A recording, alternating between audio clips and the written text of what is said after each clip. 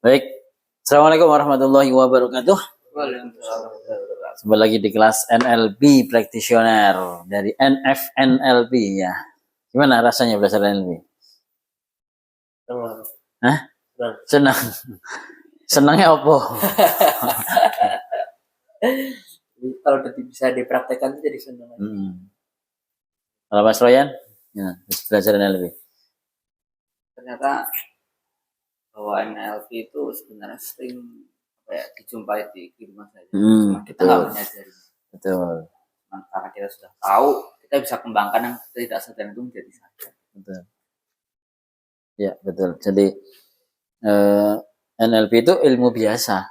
Ya, banyak orang-orang di luar sana mengatakan luar biasa itu. Bagi saya setelah belajar itu ya, setelah mendalami menggunakan ya sebetulnya ilmu biasa. Namun ketika kita menyadari bahwa kita punya sebuah alat, maka kita lebih mengutilisasinya lebih pas. Gitu. Yang biasanya kita gunakan apa adanya,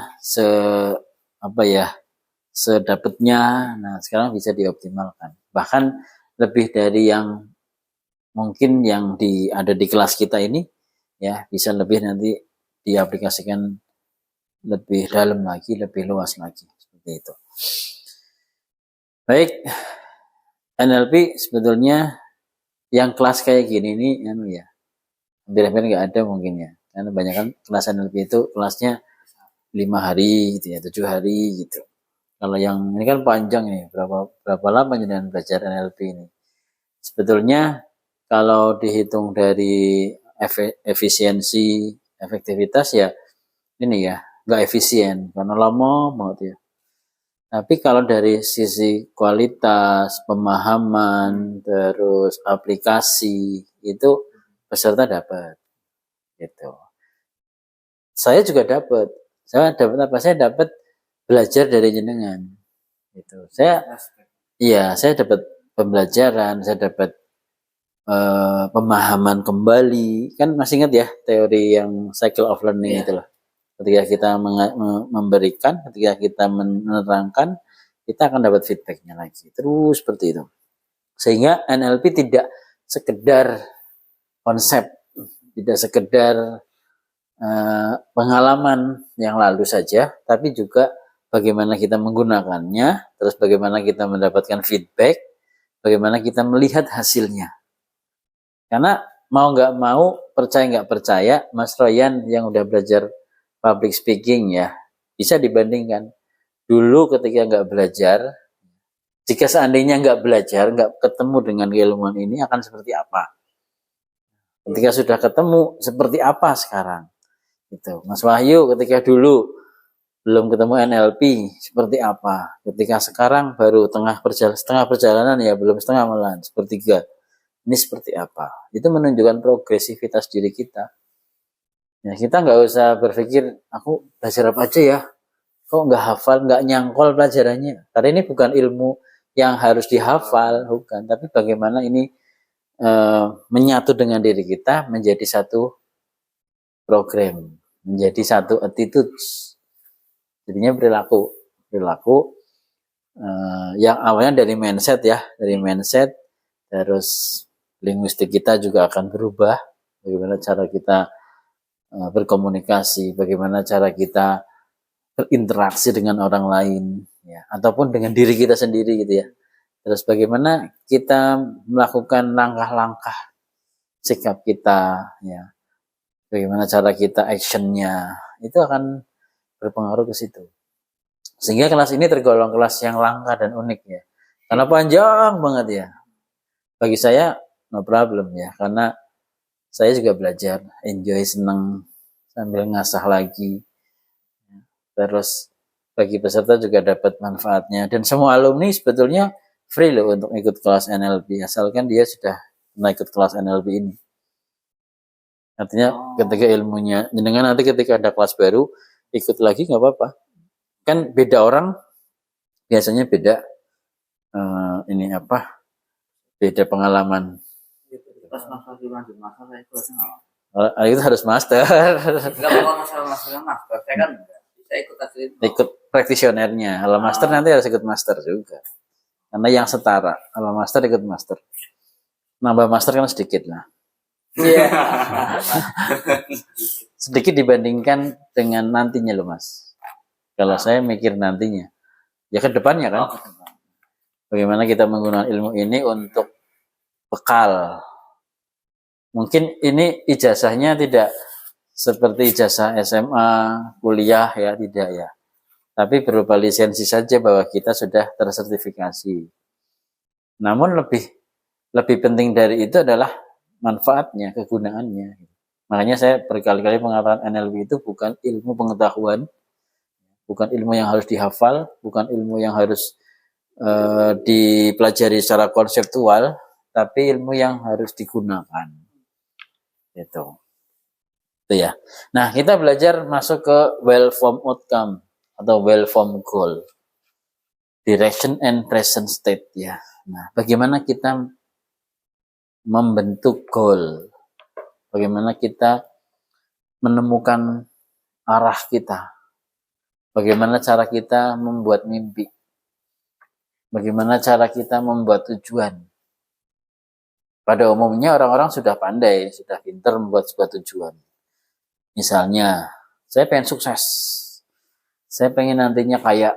Saya pengen nantinya pekerjaannya lancar. Karirnya pesat, melesat. Banyak ya orang kayak gitu ya. Saya pengen nanti jadi miliarder misalnya. Saya pengen nanti jadi miliuner. Saya pengen nanti jadi wirausahawan.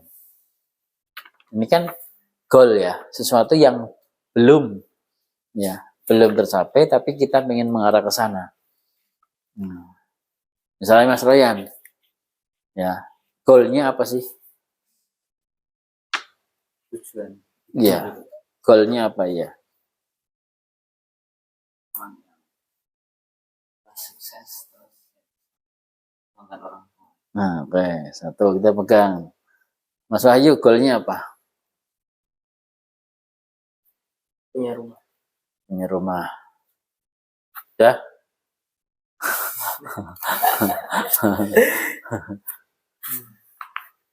Apa? Nikah sama orang dipengini. Nikah sama orang yang dipengini. Terus, oke, kita bahas satu persatu. Tadi Mas Royan ngomong goalnya apa tadi? Soleh dan sukses dan membahagiakan orang tua. Seperti apa soleh itu? Yaitu taat akan ajaran.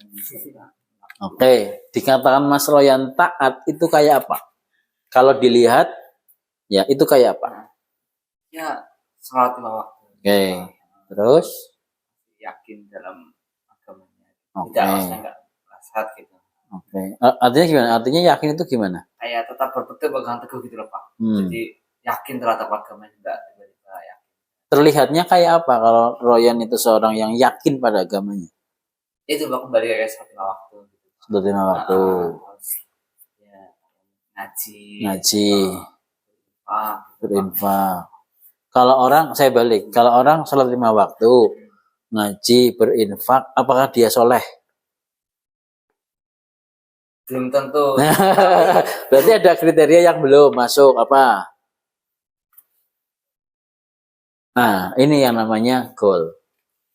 Membanggakan orang tua itu kayak apa, Mas? Apa cukup orang tua mengatakan saya bangga pada kamu? Itu sudah tercapai? Ya, belum. Belum. Berarti seperti apa yang dikatakan membanggakan orang tua? Cangdon berarti. Cangdon. Well-formed outcome itu bagaimana kita mencangdon ya, mencari persisi dari outcome kita. Itu. Namanya saling keterkaitan ya antara materi pertama, cycle of learning, process learning, semua itu jadi satu nanti. Nah, nanti ilmu di master practitioner itu ilmu menggabungkan, memasak. Itu. Dasarnya di sini 75% sudah di practitioner dasarnya.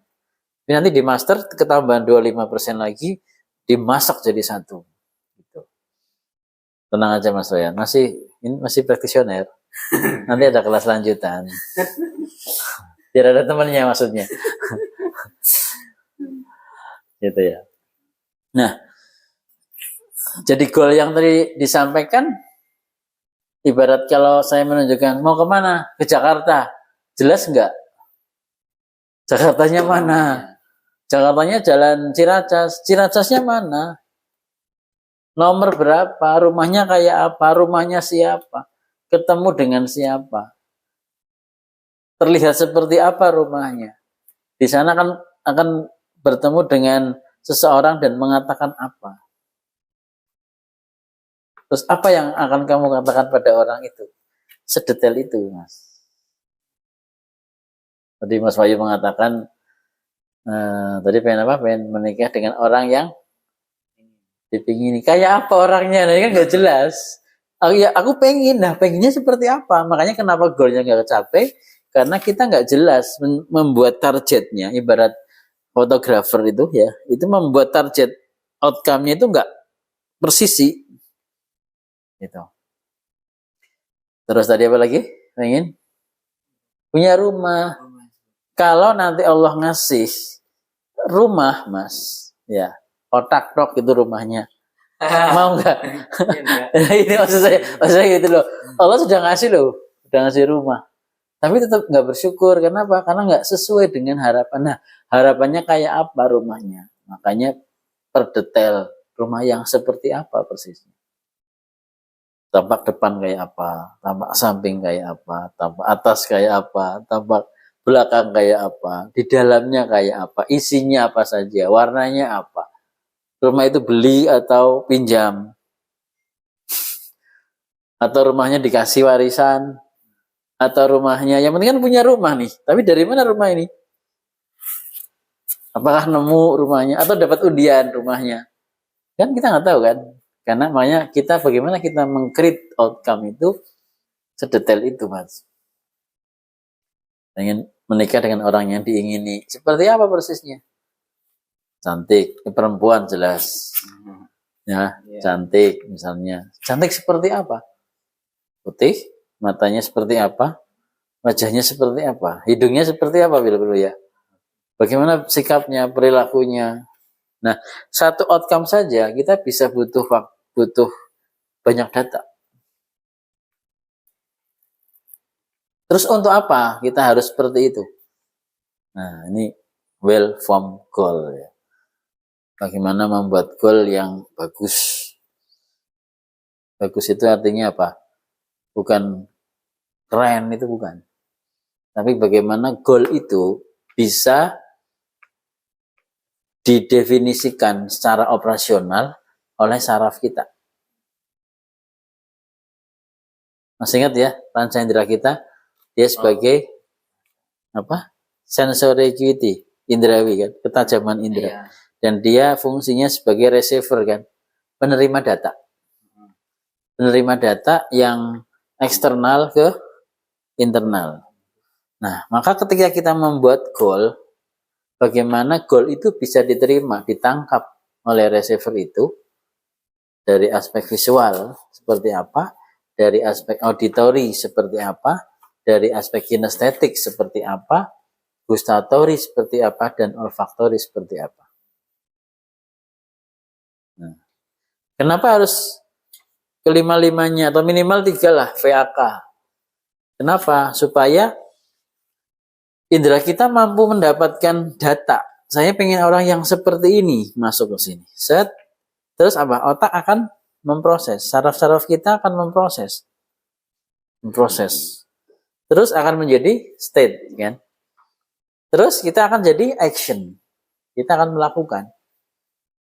Kalau kita mencari pasangan, berarti kita akan mengarah pada orang yang sesuai dengan spek yang dituju. Kalau pengen sukses yang seperti apa didetailkan, maka pikiran otak kita akan memproses, terus kita akan merasakan state-nya, terus kita menemukan aksi yang pas. Jadi perilaku kita adalah hasil dari tadi, bagaimana kita mendapatkan data, memprosesnya, dan menjadi satu perilaku yang otomatis. Ya, karena kita orang yang beriman, apapun yang menjadi takdirnya Allah, itulah yang diberikan oleh kita. Tapi sebagai manusia, boleh nggak kita berusaha? Boleh nggak kita meminta? Boleh nggak kita menggambar? Nah, bolehkah kita melukis yang indah dalam pikiran kita? Meskipun nanti Allah memberikannya yang terbaik untuk kita. Gitu Mas. Boleh kan? Gitu. Maka karena diperbolehkan, bangun yang sebagus-bagusnya. Buat yang optimal. Bagus yang terbaik. Buat yang terbaik. Bangun yang terbaik. Sehingga apapun yang nanti Allah kasih diberikan oleh kita, ya itu harapan yang kita inginkan diberikannya yang terbaik oleh Allah. Bicara tentang goal, kadang ada perbedaan antara goal ya dengan emotional state. Ya. Kalau emotional state itu satu rasa ya, situasi, perasaan yang diinginkan. Contoh, saya pengen bahagia. Saya pengen tenang. Bahagia, tenang, bisa nggak didapatkan sekarang? Bisa. Karena emotional state. Tapi kalau saya pengen punya mobil,